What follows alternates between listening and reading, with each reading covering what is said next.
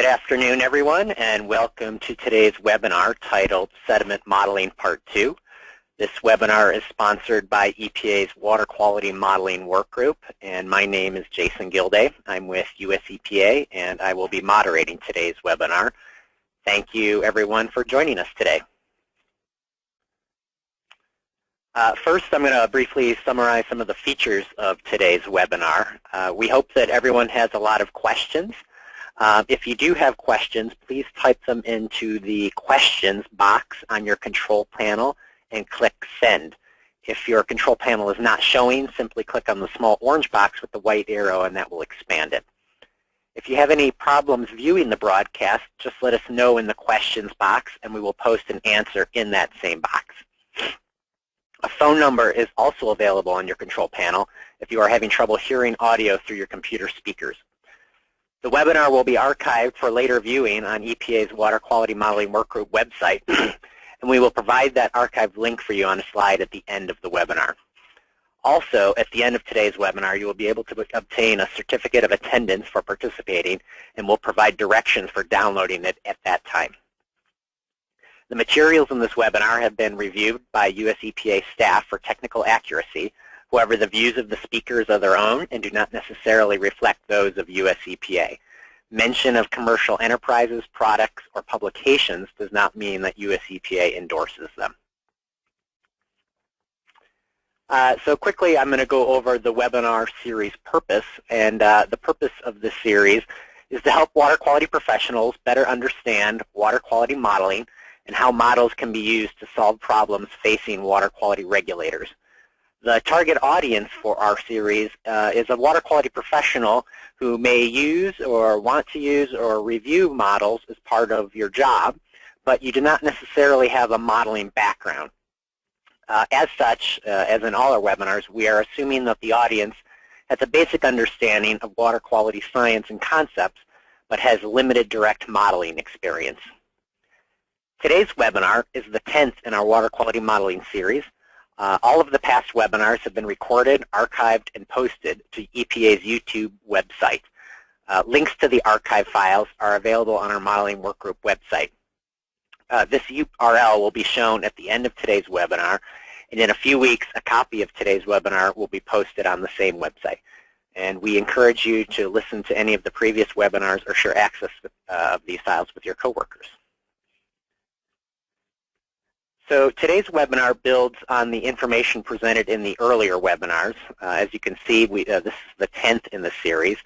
Your feedback on the series and content has helped to shape each installment of the series.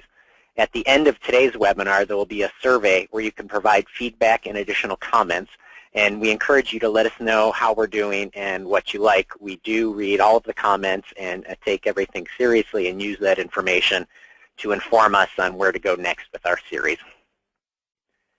So I think that's all the housekeeping items. So let me do a quick introduction for our speaker today. Our speaker is Dr. John Butcher. He's, you may notice the name from a previous webinar. John was the speaker in our temperature modeling with Qual2K webinar. In addition, John has 31 years of experience in watershed planning, risk assessment, water quality management, and the development, application, and communication of hydrologic, hydraulic, and water quality models. John is a nationally recognized expert in the application of HSPF, SWOT, and other watershed models, and has worked with model developers to test, debug, modify, and improve modeling code. John has also developed numerous lake, reservoir, and estuary response models using WASP, EFDC, CE-Qual-W2, and a variety of other tools. His comprehensive modeling and assessment projects include applications for TMDL development, source water protection, climate change analysis, and development of numeric water quality criteria. And before I hand today's presentation over to John, I'd like to make one final announcement. Again, please do, as you're listening along, as you think of questions, type them into the questions box and hit send. We're going to pause in the middle of the webinar for a midway question and answer session, and then we'll also have another question and answer session at the end of the webinar. We'll try to get through as many questions as possible, but as time allows, we don't always get through them all.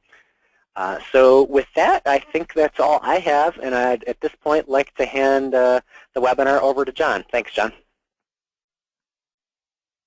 Okay, thank you, Jason. Let me see if I can bring up my presentation. Okay, so this is the second in the webinar series addressing sediment modeling, and the previous one looked at some of the technical and smaller scale details of sediment modeling.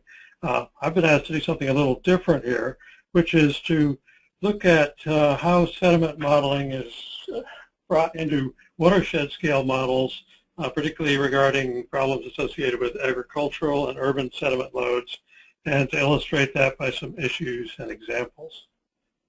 So we want to explore some of the key issues here by example, and the examples tried to pick a diverse set here.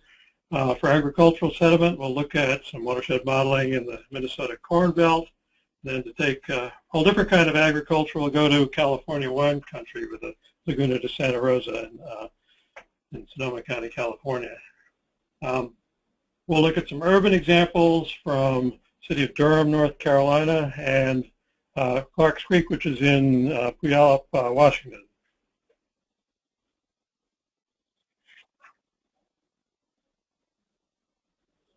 Why aren't we advancing?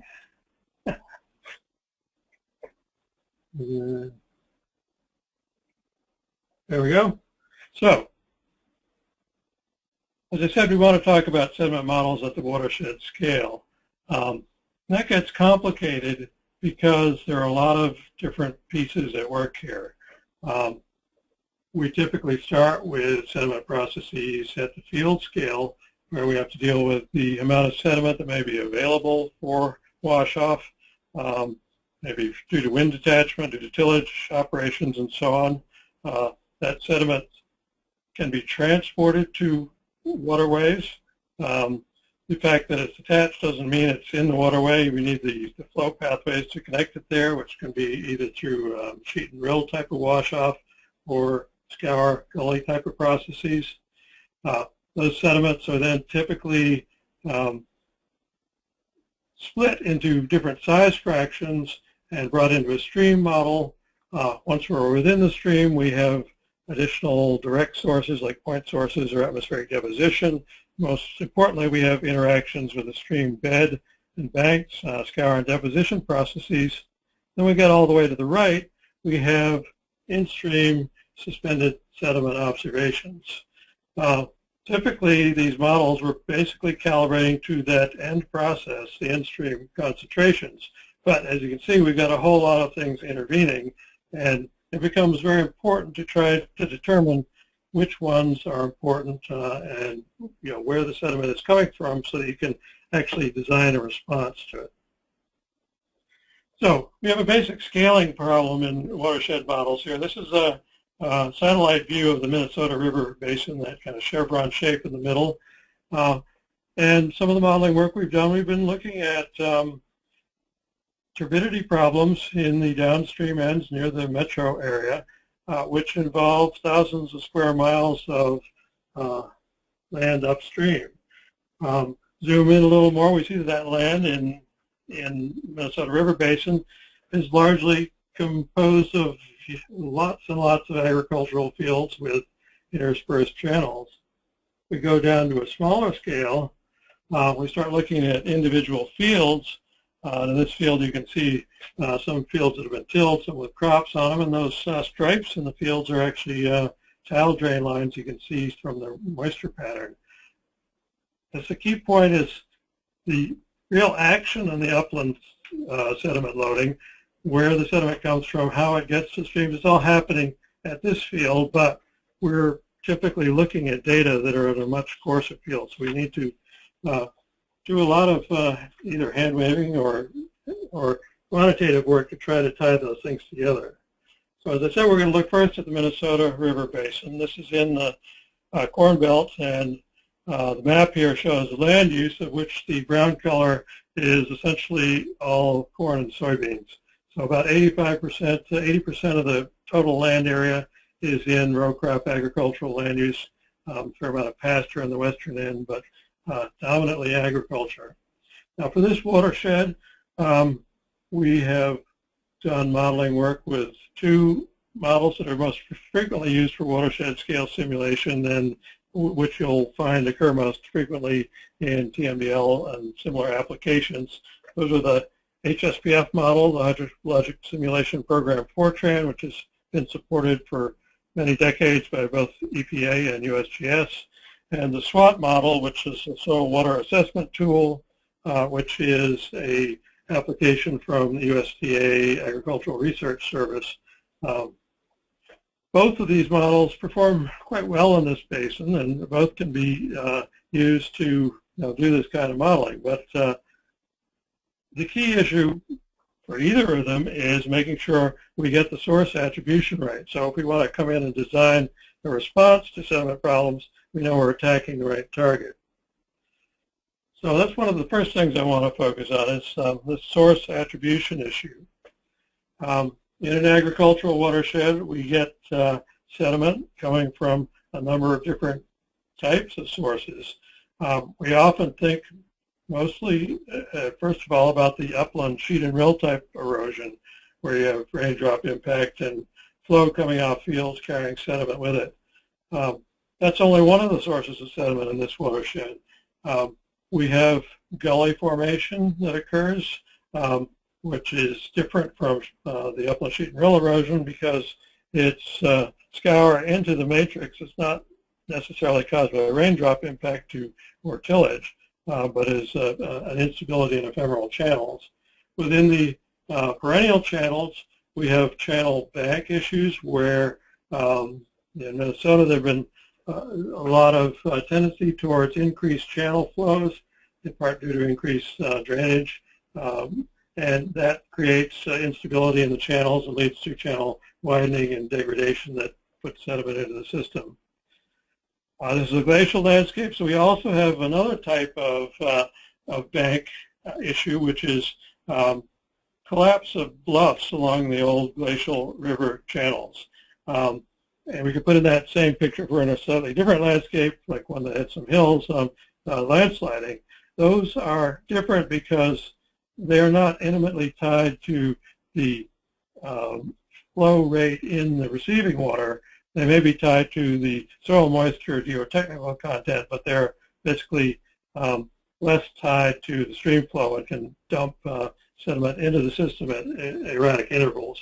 Then finally, over on the right, we can't forget wind erosion, particularly as we go further west in the plains. This can be a very significant source of sediment, one that's often not addressed in modeling. So here's some source attribution. Some of the things that have been happening lately that have told us a whole lot about that is analysis of atmospherically derived radionuclides. Two of the ones that are used most frequently are lead-210 and beryllium-10. Lead-210 has a short half-life, about 22 years. Beryllium-10 has a pretty long half-life. And both of them are basically only present in soils as a result of cosmic ray activity in the atmosphere.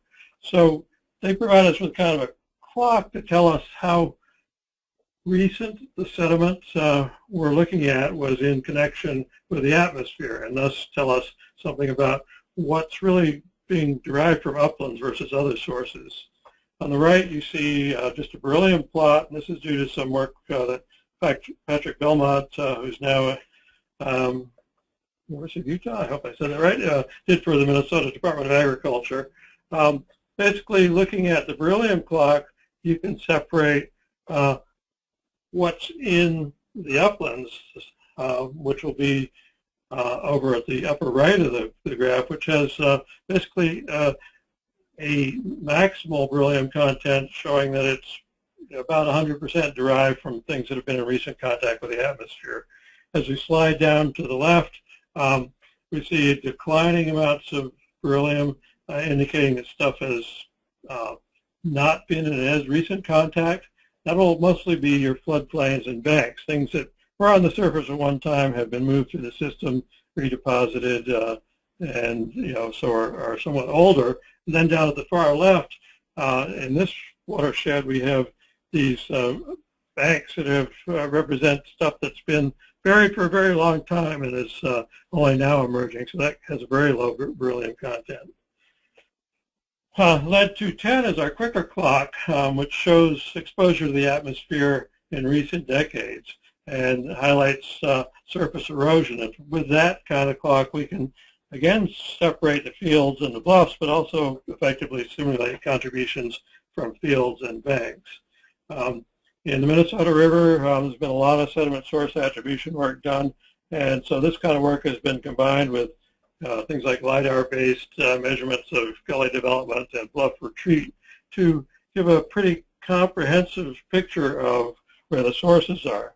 Now, why is this important? Well, before we had this kind of information, a lot of modeling tended to attribute, sometimes the bulk of sediment delivery in the system to agricultural upland practices, and for decades a lot of effort was focused on things like riparian buffers and tillage practices above all. But when we get down to looking at this direct evidence, we find that in most of this Minnesota River watershed, only about a third of the sediment is derived from your typical upland sheet and rill erosion sources, about a third from channel degradation sources, and the remaining third from things like bluff collapse and ravine development.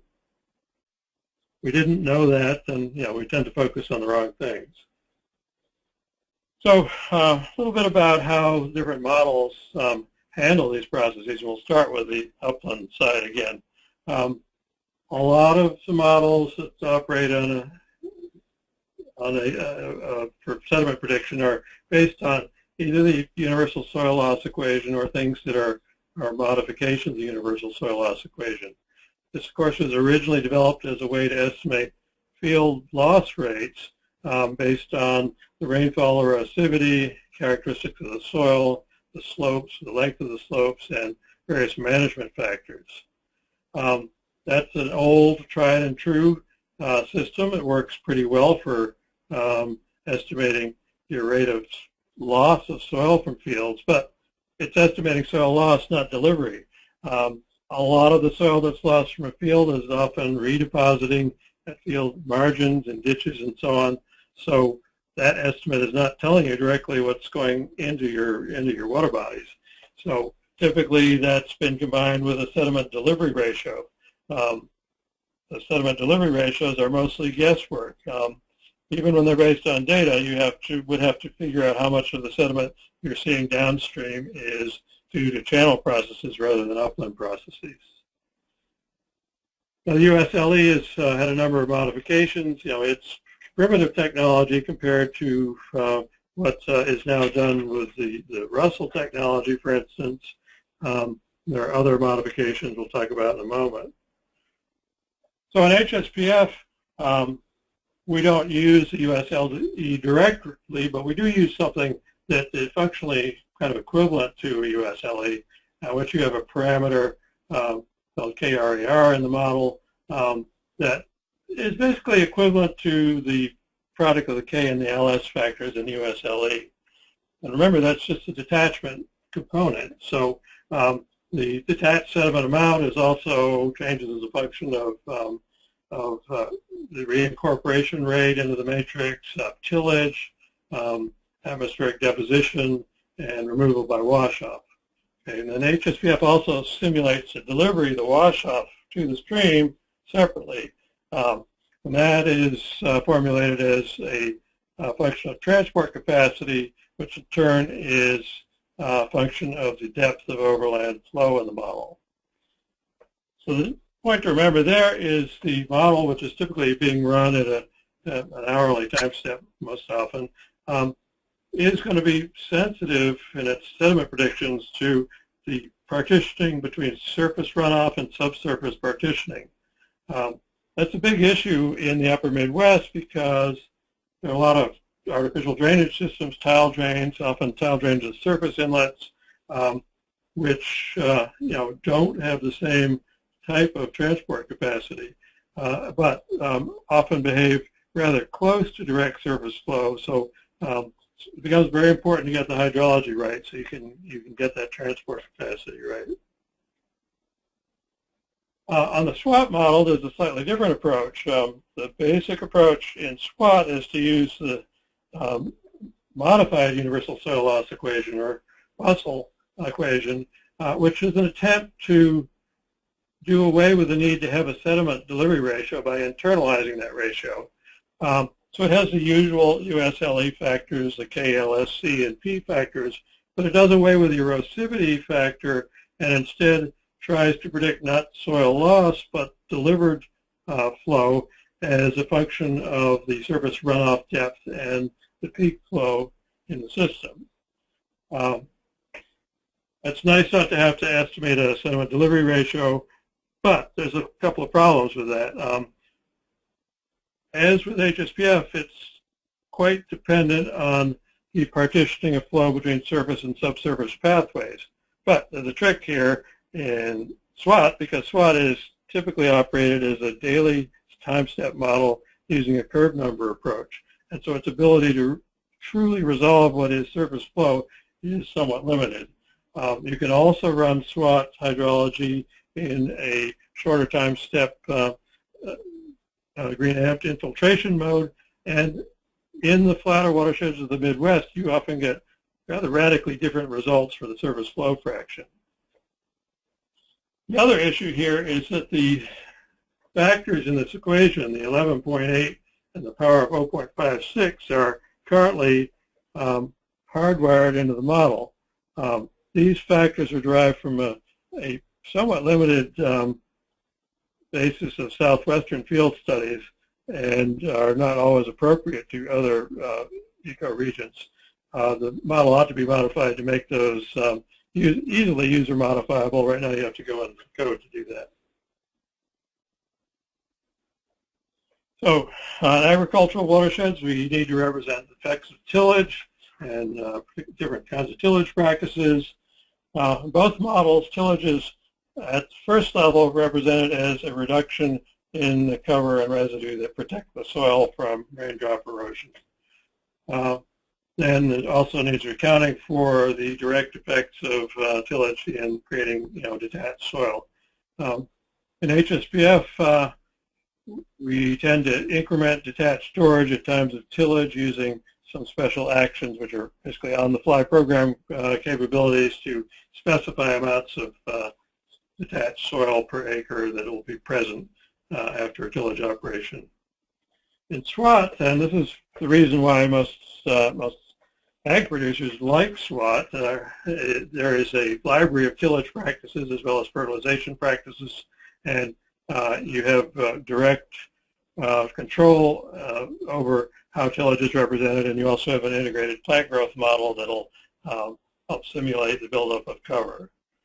SWOT also has the advantage of being able to simulate the timing that these things happen based on plant growth and accumulated heat units. So if you get a cold, wet spring, the tillage would be likely delayed, and SWOT will simulate that based on the temperature patterns up to that date. Whereas in HSPF, you typically have to assign a fixed date for that. On the channel side, so gully erosion, flipping the wrong one. This is mass wasting the soil matrix. HSPF has a simple representation of gully erosion. It's basically like sheet and rill erosion, but no limit on supply due to rainfall detachment and separate parameters. It becomes, once again, though, a function of the overland flow depth supplying energy for gully degradation. SWOT, the base level, does not have a separate gully erosion routine, but there are experimental versions out there that incorporate ephemeral gully routines derived from the AgNUPS model. Okay, so on the channel processes, it's out in the Minnesota River Basin. This is about a third of the total sediment supply. And there are a lot of important complex interactions that go on here. There's transport, deposition, scour of channel and banks. During high flows, it can be export of sediment onto the floodplains. These are inherently three-dimensional processes that depend on the land scale geometry of the channel and are difficult to represent in our typical watershed models. There are detailed models that are designed to do this, but they're usually so much effort that you would only be addressing them, a reach of a mile or two. Both HSPF and SWAT represent channels in one dimensions and typically at lengths of a couple of miles. So it's obvious we can only provide reach average approximations for that kind of approach. Still, we need to do our best job to do this to make that a realistic representation. So in HSPF, we can simulate the channel sediment processes as a function of the flow energy movement of non-cohesive sand and as a function of velocity in the channel and the movement of silt and clay, which tend to be cohesive both in terms of deposition and mass wasting as a function of the boundary shear. Now, that may be the energy that's exerted on the channel boundaries. The challenge then is how to get a good representation of velocity and shear in the system. HSPF models are often built with default hydraulic geometry relationships that basically take a regional average that may not represent what's really going on in your channels. We like to have preferably detailed information on reach geometry. We like to have that run through true hydraulic models like a HEC-RAS model that enables you to predict at a fairly fine scale the actual flow and wetted perimeter of the system, and use that to create the functional tables, the F tables in HSPF that represent the hydraulics. That leads you at the lower right to the relationship between the bank shear stress and the flow in the system, and then finally to a representation of the effects of the shear stress on scour and deposition.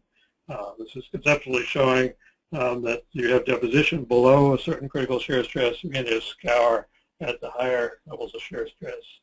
And I meant to put on here, but that figure comes from the Basin's technical note, was it 8? That is an excellent resource for all of this stuff in HSPF. So, sediment transport and SWAT. HSPF methods are pretty stable and well developed.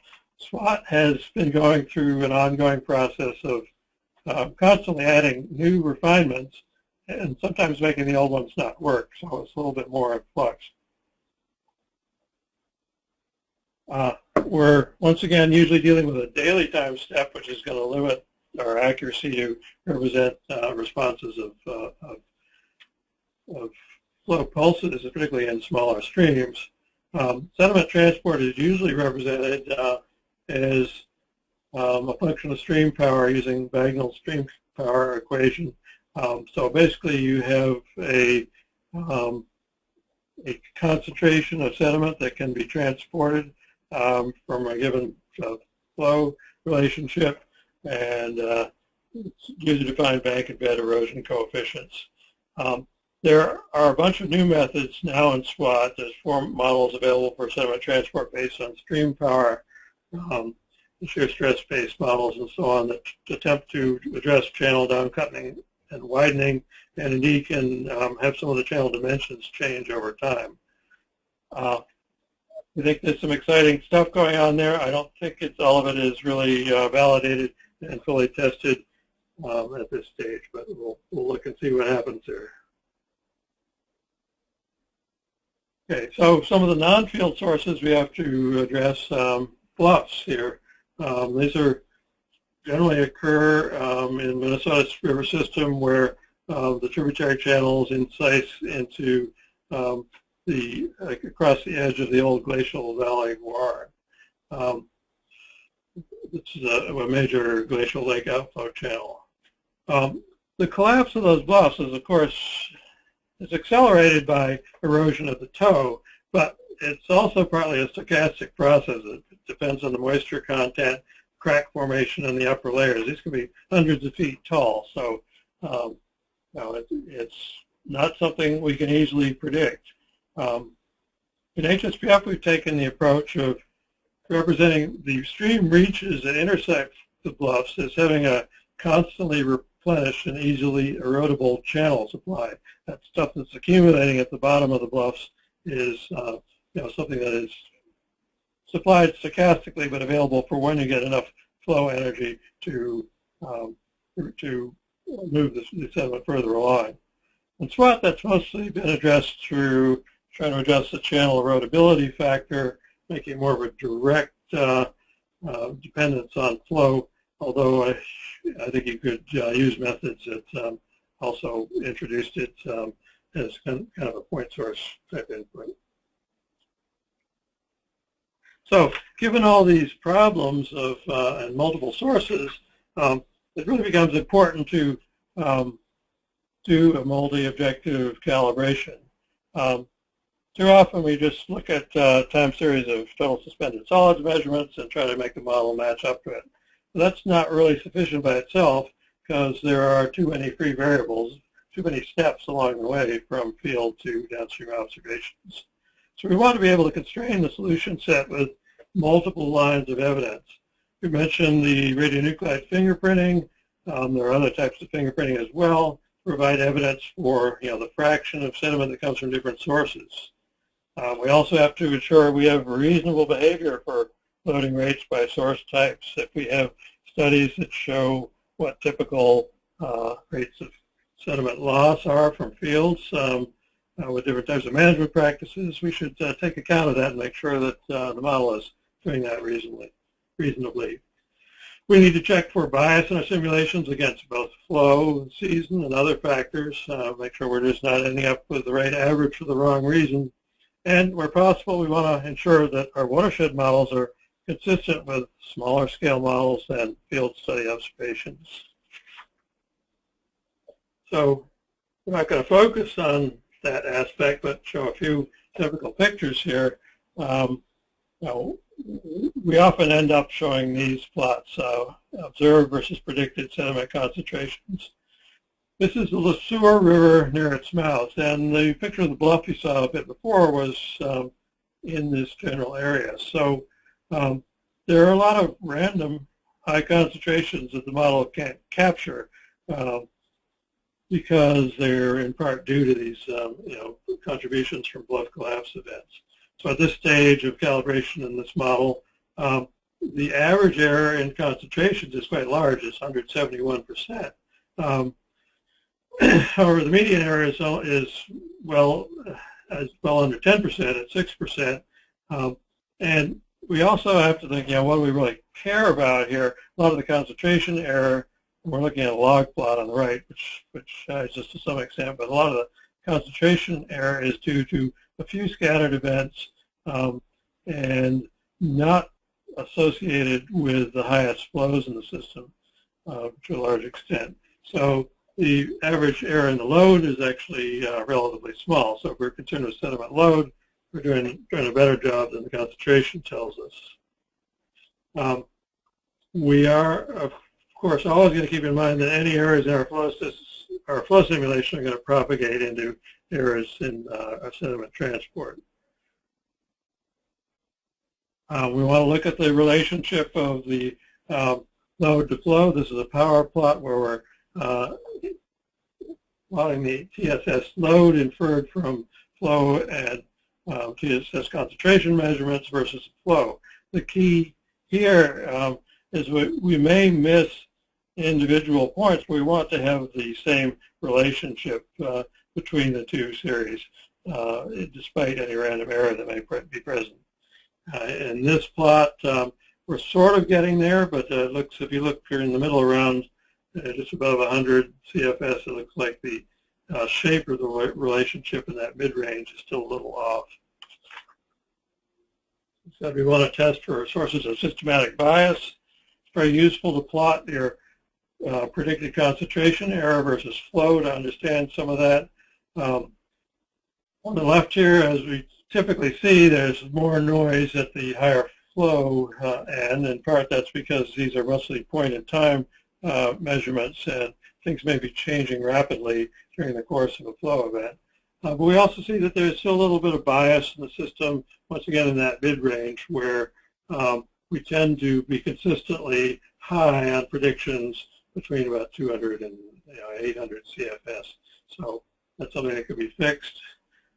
Checking against season, these are the individual points, and the line shows the median through them.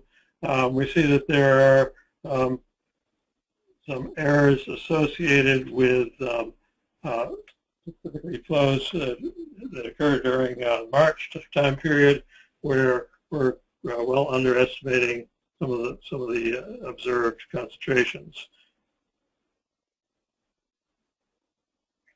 As I said, we want to be able, where we have the money to do it, to be able to compare the upland load fraction against the fraction that we can identify by fingerprinting methods. This shows a number of stations for which that radiometric data fingerprinting has been done in the Minnesota River system, with the green being the model predictions, the orange being the fingerprinting, which is missing for the yellow medicine here, but for the other basins, matches up within what we expect to be the margin of error of interpretation from the radiometric data.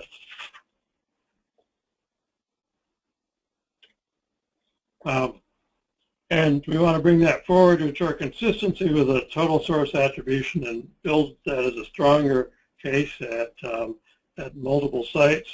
When we partition the sediment load and the model predictions, we want to match the estimates of upland, which is what we got from the radiometric data, the estimates of the other sources, the gully sources, the bluff sources, and the stream sources, which in the case of several of these Minnesota river basins, we have external evidence to constrain. So it's easy, I think, to see that without those other sources of data, you could come up with a number of competing solutions that may or may not be correctly attributing your sources.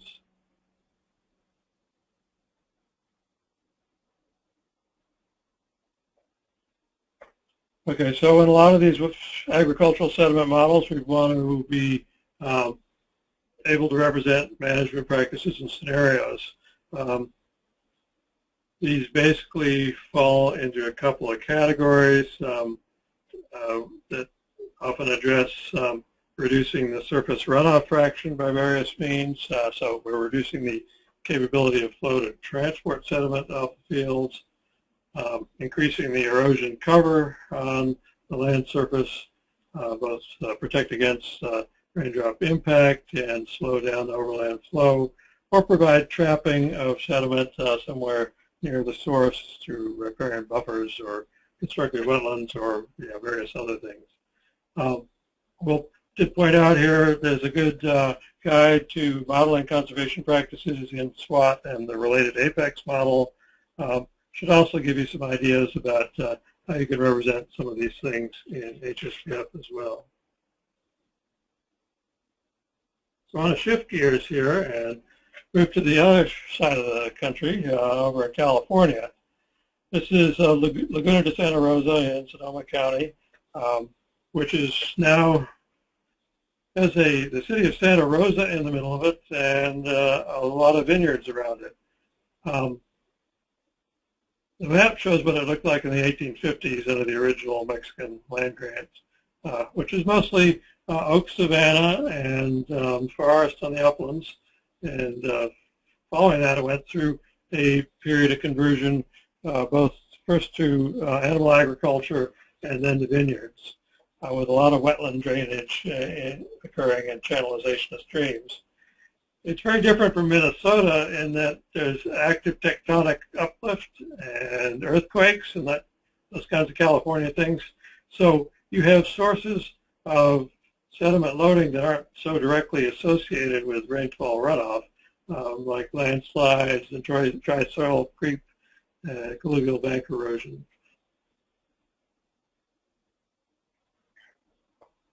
So here's just a picture of the land use change from 1850 to 2000.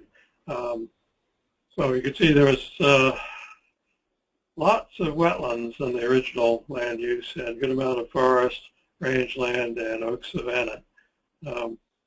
The oak savanna occurred on the flatter lands, as did the wetlands. So most of the wetlands have been drained.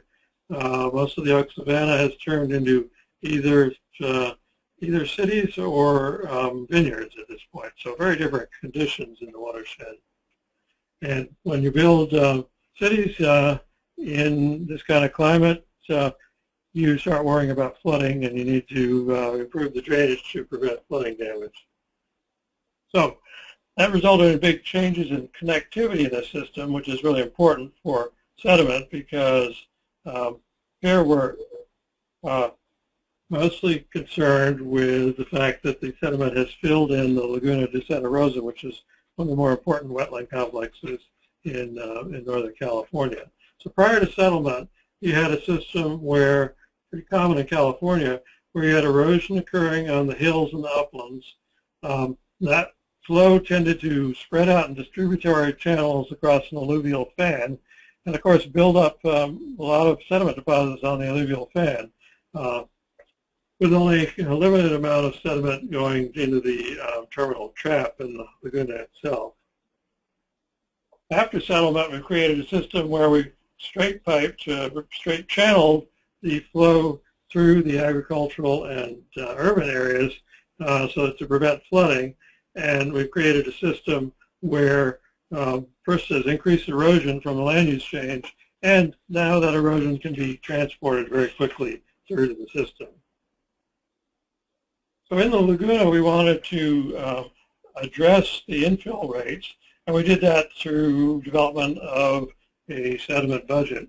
Now, sediment budget in this case, we look at somewhat different types of sources. We have upland erosion still, and vineyards are a big part of that, but there's a large amount, as I stated, of things like soil creep and gullies and channel degradation that occur in this landscape where you have very extreme variability in runoff with long dry periods followed by occasional extraordinary floods. So you have these income pieces of the sediment budget on the left. We've got outlays to the downstream river. In this case, because they're flood control channels, outlays due to channel maintenance operations, cleaning out the flood channels is actually a not insignificant part of the total balance. And then you have the remainder. Once you take your outlays from your income, you have your checkbook balance, which is the deposition in the laguna. So here, the big change and the big issue is the sediment delivery ratio as it's affected by the connectivity of the landscape. We're fortunate to have very high resolution LiDAR in the system, which allows close evaluation of many sediment sources at a fine scale. We've used the grid-based revised universal soil loss equation for upland loads at a 3-meter scale for this watershed. And there are new methods now available to convert soil loss to delivered yield in GIS. In particular, there's an approach based on an index of connectivity, which has been converted to a sediment delivery ratio by basically some Italian researchers. Some references given at the bottom. This internet connectivity, index of connectivity method has also been incorporated into the INVEST model, which is a simulation model for the natural capital project looking at total cost benefits of watershed processes. That's supported by Stanford, Nature Conservancy, the World Wildlife Fund, and University of Minnesota. So, quick look at this type of approach. Here we've got the Russell soil laws, which is shown on the right. We got higher loss rates in the uplands, of course, and on flat lands, and higher in the agricultural areas. But only a fraction of that soil loss is actually delivered in the stream network. So the index of conductivity here is based on the ratio of delivery to, based on the ratio of the upstream slope and area to the downstream path length to the source. I won't get into the mathematics of it here, but basically the delivery to deposition ratio depends on this balance between upstream and downstream characteristics. Over on the right-hand side, you see some estimates of conductivity, and basically it's showing you that the closer you are to a conveyance, that is a perennial stream or a road ditch that's designed to move water out of the system, the more likely your source area is to actually deliver sediment downstream. So that becomes a very good way to prioritize, where sources are in the watershed. Some very brief results here. We're comparing the Russell sediment yield on the left to the actual delivered sediment from the uplands on the right. In the figure on the right, we're color-coded by some land use types, where red is developed and the purple is vineyard. I think I can't see it because of my block lying over here, but you can see that we can actually combine those to produce estimated rates of sediment delivery by each pixel in the GIS coverage, and thereby help prioritize sediment control efforts. Ultimate output of this is a sediment budget for existing conditions in the Laguna watershed. And once again, source attribution becomes a very important issue here. Best available data suggests the sources are a little more than a half due to channel incision. Basically, you've created hydrologic instability in the system by straightening these channels and increasing some of the runoff sources. The upland erosion part, the easy to control part between fields and roads, is about 30% altogether. And then there's another 14% for slides, gullies, and so on. On the sink side, about 72% of that sediment right now ends up being deposited in the Laguna and results in degraded conditions, in part by supporting the growth of Ludwigia in the system because it's gotten too shallow and has too much nutrients associated with its runoff. So at this point, we're scheduled to take a break for questions, and Jason, I guess you can moderate that. Yeah, thanks, John. Let me just pause for a second and say thanks for a great first half. We've got a few questions that are in so far. I encourage people to take a minute and type your questions in now, and we can try and get to them all now, or we can also continue after the presentation, at the end of the presentation. I think with that, maybe I'll just dive right in. We only have a few. So let me just start off, I guess.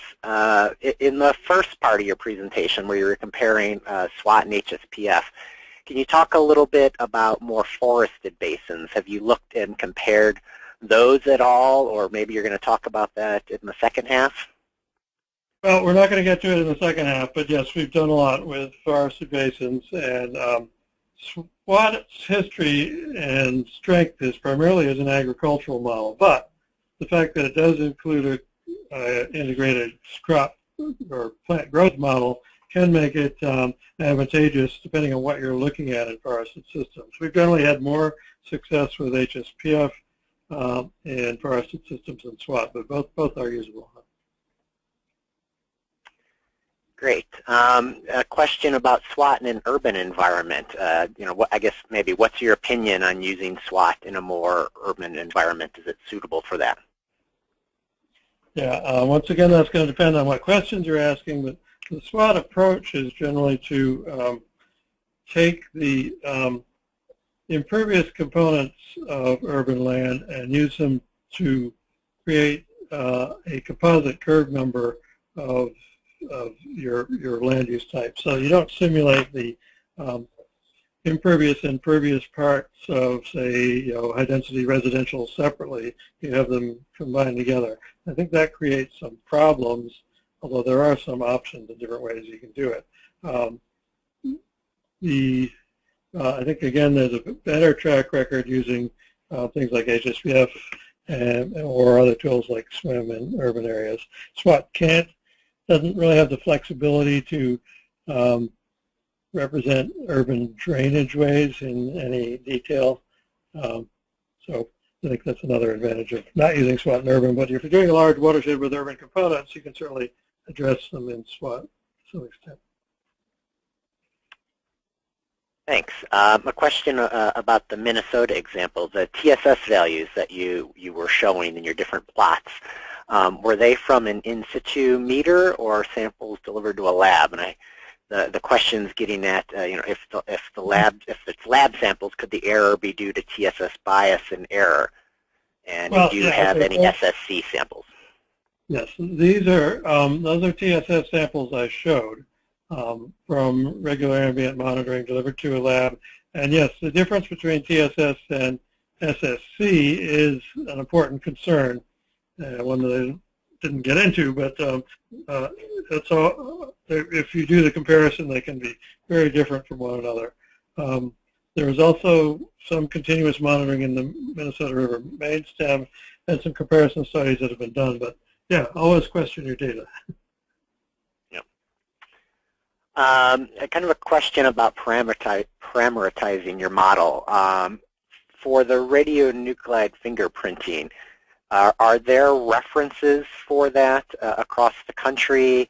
Would you recommend doing that every time you're doing a model? I guess the question is, how would you best go about coming up with that information? Yeah. So I wouldn't recommend doing it every time you do a model because it is still reasonably expensive and requires a fairly specialized laboratory to do it right. I would certainly, if you have the opportunity, I would certainly recommend it. I think there are more people doing it in various places. I think you find a lot in the literature if you look around. Okay. I'm going to throw a question in there from myself. For the TMDL in the Minnesota example, with the bluff erosion, was that considered a natural component then at the end of the TMDL portion? Were there any allocations and reductions assigned to that? Yeah, actually there were, because the existing TMDL, which is being revisited now, because the standards have changed in Minnesota, meeting the turbidity criterion would require reducing the bluff inputs, even if you reduced everything else as much as you thought you could. So there is a concept of, maybe you can't stop the bluff collapse altogether, but you can stop bluffs, at least in certain areas, of sliding into the stream itself by reconfiguring the channel and various other things like that, protecting the bluffs to some extent by getting better coverage of deep-rooted vegetation on the top surface. And actually a big problem in parts of Minnesota there is making sure that people don't have tile drain outlets that are just stuck at the top of a bluff. Great, thanks. Can you provide a reference for the index of connectivity? Yeah, they were on the slide back there. So okay, maybe I'll remind folks. All the slide deck will be posted to our YouTube website in a few weeks, and you can go through and get those links at any time after that's posted. Right, and if you want to send me an email, there's a very good PowerPoint presentation on that whole thing that Porcelli did. I don't have the link for right off the top of my head, but. Yep, and we'll be providing John's email at the end of the presentation. A question on kind of just the general level of effort in the Sonoma example. I think the question is, what was it? Can you give us an estimate of how long that took you to set that up and run the model and come up with your results? 1,000 hours? Yeah, we did a lot of different things there. So the connectivity part of it, there is a Python based ARC toolbox out there that does this stuff. It's a little hard to figure out how to use, but once you figure out how to use it, it operates pretty well. And so, you know, the connectivity part of it, you know, is probably it was on the order of a couple of weeks of work, but there are a lot of other things that went into it. We used very detailed LiDAR to do the Russell analysis, including, you know, looking at cover and all that kind of stuff. And so that part of it took, as you might imagine, a fair amount of time as well, because we're looking at a pretty fine scale resolution. Great. So I see a few more questions coming in about the radiometric work. So one question is, in which, I think you kind of answered this, which situation would you strongly recommend radiometric work up front in a sediment project, and where might you just go with you know, a reference or literature-based approach? Well, you know, practically you would want to do it where there is a argument with meaningful costs associated related to whether you should be spending your ag cost share dollars, you know, in the fields or controlling flow peaks, or, you know, looking at channel rehabilitation instead. So I think it's, you know, particularly useful in those kind of circumstances where there are disputes among, you know, different agencies about where you should spend your money. Yeah. Yeah, I think just a commentary, I think those were a couple of really interesting slides showing the breakdown among the sources based on the radiometric work that you did, and it's true. I think it's a lot, the amount coming from the upland runoff is a lot lower than I'm guessing many of us had seen in the past and other models or expected. Yeah. So it kind of leads into the next question then is what is the per sample cost for the soil fingerprinting work? Do you have some approximate numbers, and approximately how many samples did you do in the Minnesota area? Okay, so I want to start by correcting you that we didn't do that. We interpreted results that, in this case, mostly Patrick Belmont and Sean Schottler with the Minnesota Natural Sciences Museum did. So we didn't directly do or pay for it. So I can't really tell you off the top of my head what those costs are, but I'm sure you could talk to those guys and they tell you right off. Yeah, John, do you have any reference material? Since there are a lot of questions about the radiometric work, do you have any reference material perhaps we could send out to the audience afterwards or something? Some literature or other presentations? Yeah, there's a good report on the Greater Blue Earth sediment budget and the Missouri River sediment budget that involve that, and some other sources. I can assemble the list. Okay, why don't I make a note for those of you that have registered today. We'll try and get an email out afterwards with some of those those URL links. And I think maybe two more questions and we'll move on. For the California example, have you tried to compare the results from the Russell plus connectivity index to those from HSPF or SWAT?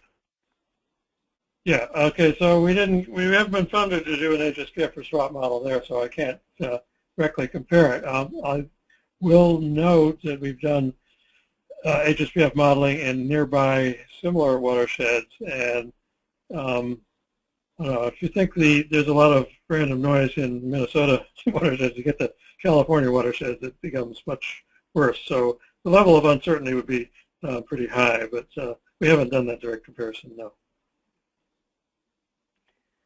I think that's a good segue into the last question then. In the Minnesota example, you showed a load error of 0. Was that a calibration goal, and how did you get to that? Was it an auto-calibration effort? Well, remember that is an average error, so that means we balance the over-predictions and under-predictions in individual samples. Yeah, the calibration is multi-objective, trying to reduce all of those in a reasonable way, but the average concentration errors receive less weight because there is a lot of randomness introduced, both by the variability within events and the variability inherent in TSS sample analysis methods. So yeah, that was a calibration goal, and trying to adjust all the pieces got that one pretty good, at least on average. Great, thanks, John. Why don't we continue on, and also continue to encourage folks to type in questions as you think of them, and we'll have another question and answer session at the end of the slideshow. Okay. John? Yeah. Okay. So now we're going to talk some about urban sediment watershed models, some of the differences from and commonalities with the more rural sediment simulations. And look at two examples again here, one from Durham, North Carolina, and one from Puyallup, Washington. And again, we'll talk about two different commonly used models. In urban situations, the SWIM model is one of the most often used tools, but HSPF is also quite applicable. So in urban solids, historically we've tended to be interested in street sources, in part because back in the 70s there was more nasty stuff on streets when we had leaded gasoline and less control over what was in brake pads and so on. So there were toxicity issues associated with street runoff that received a lot of focus in the early days. And but when we get to a watershed context, we now need to think of all the sources of solids and sediments in the system, not just the street sources. So once again, we have multiple sources and an issue of attribution problems. So sources of urban sediment, we've got land surface runoff. Looking at here a parking lot and some adjoining grass. You get buildup of solids on the parking lot, and of course parking lots are usually drained pretty well, so that stuff can move pretty easily. But you also have erosion from the grass surface. A big source of activity in urban settings is often the road margins. Roads are great ways to generate concentrated flow, and when you have margins to the road, particularly where people have been driving their trucks on the margins and tearing things up, you can take that concentrated flow and generate a whole lot of scour at the interface between the road and the adjacent pervious area. Of course, there's gully erosion that occurs where you have flows in soils that aren't protected. That's kind of related to this one, construction site runoff if it's not managed correctly. Here we see in Durham the typical silt fence that has a big opening somebody made in it to get something through, and so all the sediment's coming out through that opening. And then finally, one of the biggest issues in urban areas is channel erosion that occurs due to hydromodification. You change from a largely pervious, in this case forested surface to one that has large amounts of impervious surface that are directly connected to streams. You increase the energy in the streams markedly, and you see things like this where there's been both downcutting and widening of the channel due to increased flows. So once again, this suggests we have a big issue with source attribution. There hasn't been nearly as much fingerprinting work done in urban watersheds as in rural watersheds, at least that I know about. I got one example here where it was done in the Anacostia River near D.C., where they analyzed this load contribution by source of sediment and found that stream banks were running around 57% of the total. Now that's going to vary, of course, depending on how much hydromodification and incision is occurring, and probably Anacostia is worse than many, but it does point out that once again, you may have a situation where the stream channels are the main sources, and you don't want to lose sight of that picture. There's a big opportunity for other types of fingerprinting work to be done, I think, in some of these urban watersheds. So I said some of the most frequently used urban sediment watershed models are the stormwater management model, or SWIM, and HSPF again. SWIM has an urban focus that was really developed to address urban drainage systems, and has highly developed hydraulics that can address both closed channels, closed pipes and open channels. It addresses solids by doing basically build-up and wash-off processes, which you have an accumulation rate over time and wash-off with flow. It doesn't really do much in channel, however. There's no real in-stream dynamics in the sediment other than simple decay or simple addition that approximates what's going on with stream banks. There's no hydraulically driven stream bank erosion in swim. HSPF, as we've seen, is a watershed model that has fairly highly developed water quality and does both the sediment detachment transport from land surfaces and in-stream sediment dynamics. However, it doesn't have as sophisticated hydraulics as swim does natively. So our example here is Northeast Creek on the south side of the city of Durham, and about 2 miles from my office here, where we did a project a few years ago. This is using the swim sediment swim model for both sediment and nutrient loading. So in this modeling framework, we connected swim to a WASP model because we wanted to simulate DO. We also added some additional channel components to address the treatment plant to get to a turbidity goal. And one of the pieces that, one of the factors of swim is that while it includes groundwater, the groundwater routines do not perform very satisfactory in continuous simulation. So we basically added to the groundwater simulation by some empirical means using evaporation on gauges. So this is a model that covers 23 square miles, so relatively small watershed, represented 170 subcatchments. Those are the subbasins in the model, 284 conduits, which are the drainage system links.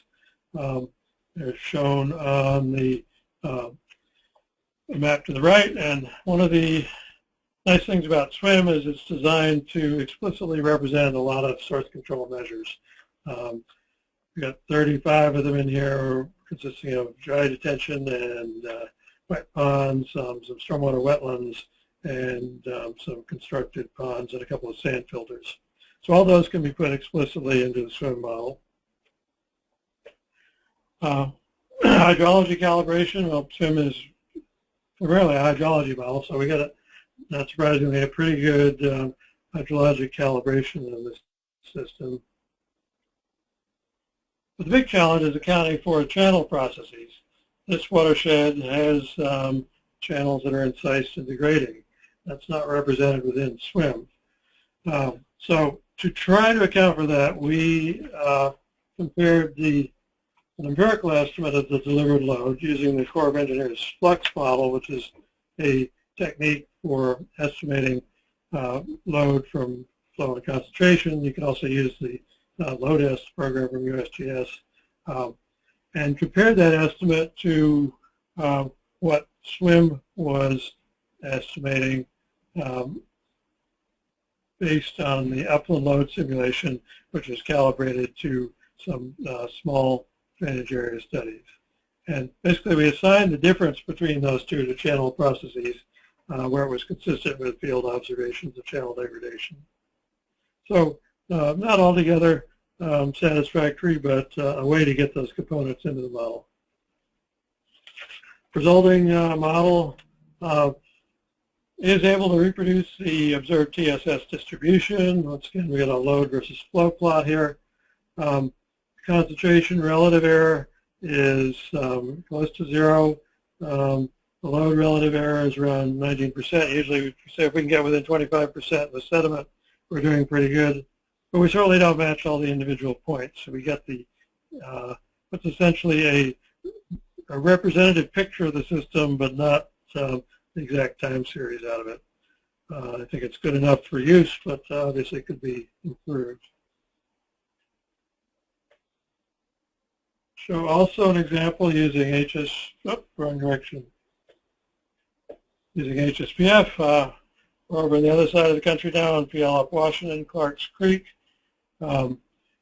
where we did multi-purpose modeling using HSPF and Qual2KW to address a number of impairments on what's essentially a salmon stream that flows through downtown Puyallup, Washington. We don't have those things around here, but they do in Washington. So that was an area where the salmon were threatened by a number of things, and we're going to focus just on the sediment part here. Over on the right, on the left, you can see the topography. The general area, that's Puyallup River, Clark's Creek's a little inset on there where the arrow point is.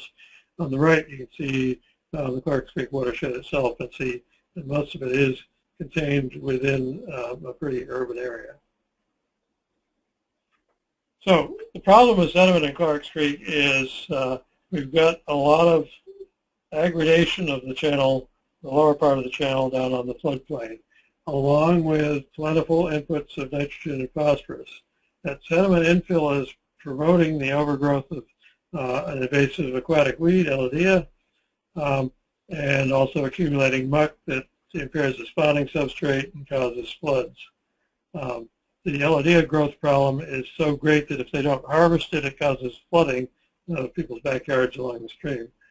So the sediment load that comes into the system is the primary carrier of organic material and nutrients in the system, and so it's also closely related to the DO impairments in the system. This system, we did not have any radionuclide fingerprinting, but we did do a pretty good job of trying to constrain the channel component by getting out and looking at things, doing field characterization, where we can look at the estimated volume of sediment that's eroded from specific reaches of the channel by field measurements. You have to make some guesses, of course, over what time what you're seeing responds to, but doing that study, we can get a fairly good estimate of where things are incising, where banks are eroding, where aggradation is occurring. And basically, you have a glacial till upland and a outwash lowland, fairly steep at the face between the two, and you have ongoing channel incision as the head cut moves back up into the till, which results in aggradation on the flatter parts of the floodplain. So by constraining the reach component by field measurements, we can get a fair handle on what the different sediment sources are by combining that with some upland simulations that are reasonably well constrained. So on the left are the sediment sources in the uplands. In terms of tons per year, this is total over the watershed. So biggest upland source is high density development. On the lower right are the sources from the reaches. See that certain reaches, which are primarily the ones in the more urban areas, contribute relatively large amounts of sediment. It's interesting that the two sources tend to generally be in a similar order of magnitude with one another. So once again, we're in a situation where we have to pay attention to both upland and channel sources. Some of the scenarios we ran with this model, we can compare sediment that would occur under natural conditions, which is essentially Douglas fir in this part of the world, with existing conditions, which is largely developed, and conditions at build-out. This watershed is very near complete build-out, so there's a little change at build-out. Indeed, the predicted sediment loads go down a little bit, and that's because they now have in place regulations for peak flow control on new development and redevelopment that weren't present under prior development, and also you're converting some lower density sources that have moderately high loads per acre to ones that have lower loads per acre. But you see we're a long way from the natural conditions, so it was rapidly concluded that restoring natural conditions was not a possibility in this watershed. But we do get to an analysis that lets us prioritize where we can get the most loading for our efforts here. We know from the model what load rates are for different areas, and we can then define the implementation. We can tie that to the fraction of upland runoff in each area, and actually they ended up specifying for TMDL implementation in terms of fraction of runoff that is controlled, that is either removed from the system by infiltration or diversion, or treated to a standard that removes about 80% of the solids concentration.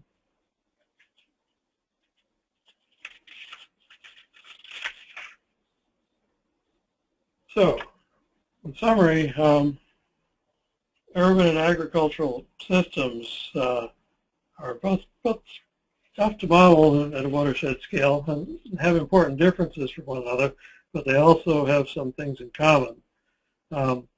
It's, first of all, important to remember that you don't want to make the mistake of assuming that the rate of erosion on the uplands is equal to the watershed sediment yield, or it can even be directly that you can even directly estimate watershed sediment yield from upland solids production and some kind of sediment delivery ratio. We need to consider the possibilities of hydromodification and channel degradation in both urban and agricultural settings. And get out and walk around the watershed, and you'll know whether that's important or not. If you see incised streams with failing banks, then you know that's the source you've got to account for in the model. And constraining models through source identification, whatever you can use, whether it's radiometric data or bank erosion hazard index measurements or estimates of the amount of sediment loss due to degradation over time, all going to be useful. The more sources you can constrain your model with, the better assurance you're going to have that the resulting models blame the right problems, and are thus useful for making decisions. So that was what I had for today, and I think this is all the time I was supposed to spend. So I can turn it back over to Jason here, and I will. Yeah, thanks, John. I'll actually make you presenter now. Great. And if the audience will bear with us for 1 second, we'll get flipped back over to me. And while you're waiting, take this time to think about questions. We've got a few typed in, but not many. And we do have quite a bit of time left today to answer questions. So hold on.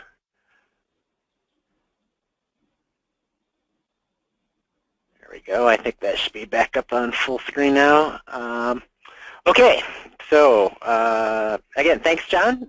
Great presentation. I see lots of kudos in the question comment box, so I'm glad that folks liked it. And I'll just start in with the questions we have here. If you have questions from the previous part, the first part of the presentation, also feel free to enter those in. It could cover anything from today. So the first question, I think, is kind of getting back to the HSPF work you did in the beginning of the presentation, and the question is, are you familiar with whether anyone has ported HSPF initialization and runs to an open source framework? Okay, so I'm a little confused by the question here, because HSPF is open source. In terms of initialization and runs, I'm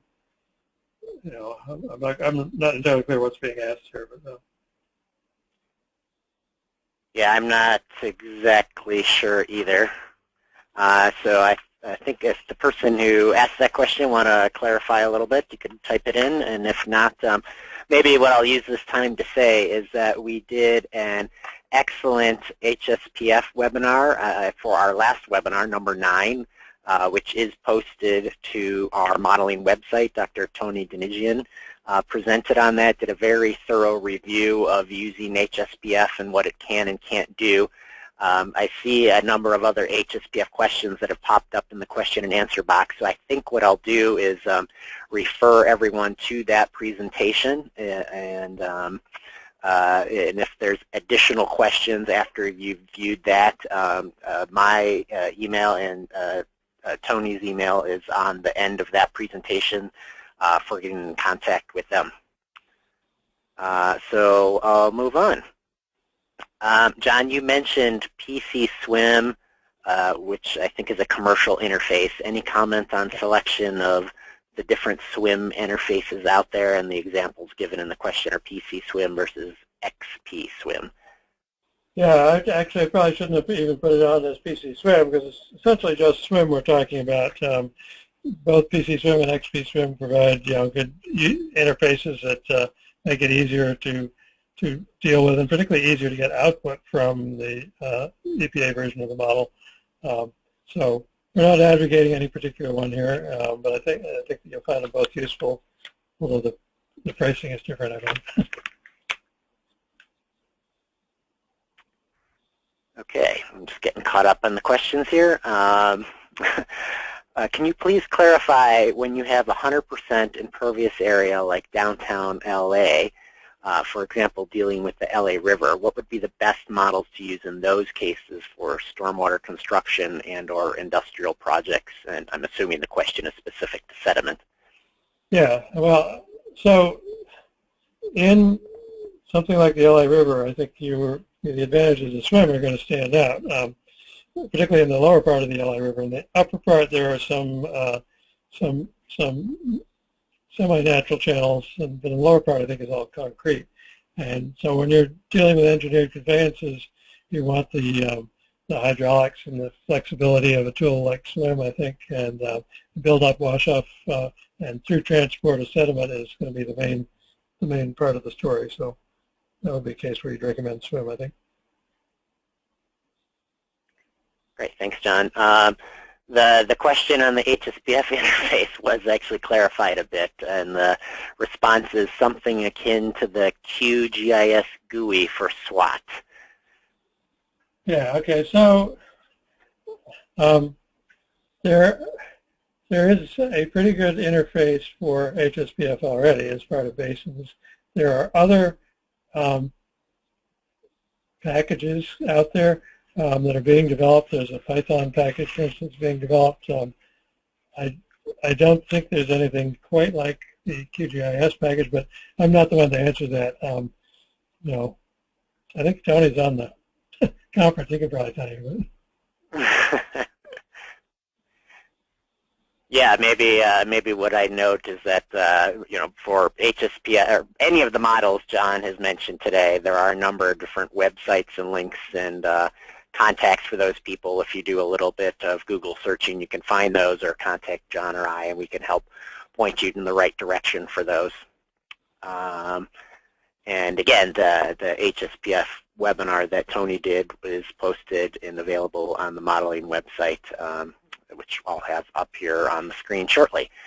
So John, another question. You said SWOT applications typically use a daily time step. Can you explain a little more why that is? Is it because of how SWOT is structured, or what's the answer there?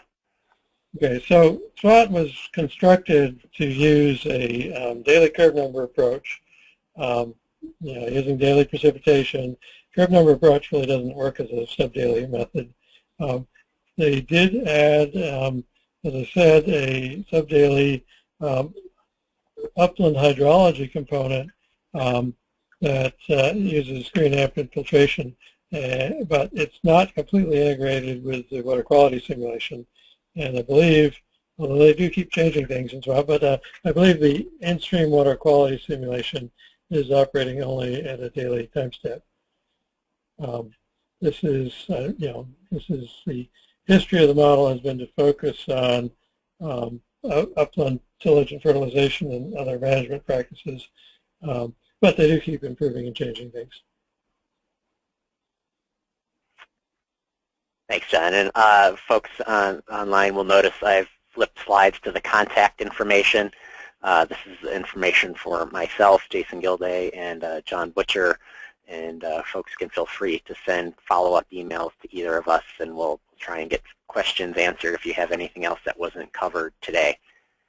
Another question, John, the question is, do you have any experience with the CCHE2D model, and maybe compare and contrast that to the 1D models that you've talked about today, if you know that one? I know what it is, but I would hesitate to go further than that. I've not used it extensively, so I can't really answer that. Got it. Wow, we're about out of questions, so maybe I'll just flip through the last few slides here. We've got maybe 2 more minutes if folks want to get some last-minute thing entered in. What you'll see up on your screen now is that there is a participation certificate available for folks that have attended today. You could essentially, it certifies that you've participated through the end here. It would have your name on it. You can write down this link or get it off the presentation once it's posted. I believe we'll also be sending an email out tomorrow with this link. The modeling website that I've talked about a number of times is posted at the bottom of your screen. That's where all of the recordings from all 10 of our webinars, or I should say all 9 of them, are up there right now. The 10th will be there shortly. It usually takes us a few weeks. And maybe I'll also take this time to note that we are actively working on doing some updates to the modeling website. We're hoping to get it a little more functional and have some more information, so stay tuned on that. So I'm happy to report we got a little bit of money to have some contractor help on kind of just improving that site with more links and information to make it more of a comprehensive modeling site that people can go to. And let's see, with that, I guess maybe a couple more questions and then we'll end. But before I get to those, I'll just say our next webinar series topic, we don't have it nailed down quite yet, but we will soon. A couple of things that we're contemplating based on the user feedback that we've gotten from people are, one would be an EFDC webinar, which is I think it's kind of an estuary lake modeling tool. And another one would be a WASP webinar, which is another modeling tool maintained by EPA, actually, Tim Wool in Region 4.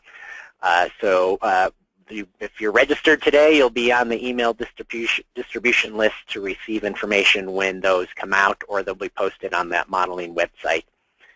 And I'll leave that up on the screen while we get to the last few questions. Let me see here. All right, John, a few more. We're going to simulate sediment loading through outfalls by PC Swim, except for street sweeping. Any advice to simulate ice removing gravel loading? I'm not sure I understand the question completely. Okay, so I think the question is, are there ways other than street sweeping to remove gravel that's been put there to counteract ice?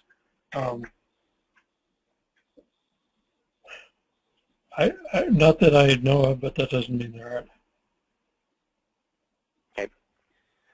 Maybe we'll just make this the next, well, really it's just a comment. The question is, are there any nutrient-related and TSS discussions? And maybe I'll just quickly answer that. There have been a number of webinars previously, a couple on nutrients. There is another Sediment Modeling Part I webinar that's also on our modeling website. So I realize there are a number of pollutants to talk about through this webinar series, and as you'll see, you'll have a survey come up here in a minute. If you have comments regarding what you would like to see next from our webinar series, whether it's more on sediment or nutrients or specific models, maybe I'll say that the general feedback has been mixed. Some people have indicated an interest in more pollutant-focused webinars. Some have indicated an interest in more model-focused webinars, like the HSPF webinar that we just did. So we intend to kind of keep that mixed going forward as we can, going through various pollutants and models to give folks the general overview of everything. Jason, can I say one final note here?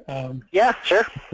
In terms of nutrients and sediments, I think one of the lessons is that to get phosphorus right, you need to get sediment right, and you need to get the sediment sources right, because sediment derived from an agricultural field is going to tend to be very different in phosphorus concentration than that derived from a stream bank or bluff. Definitely. I will second that. With that, I think that's the end of the questions, and why don't we say that's the end of the webinar today. Again, a big thanks to you, John. I think the presentation was great. We've seen lots of positive feedback. Folks, check back. You'll see emails from me hopefully in the next few weeks regarding the next webinars. I hope everyone's had an opportunity to write down links and such. Again, if not, you'll see an email tomorrow. And thank you all for attending today.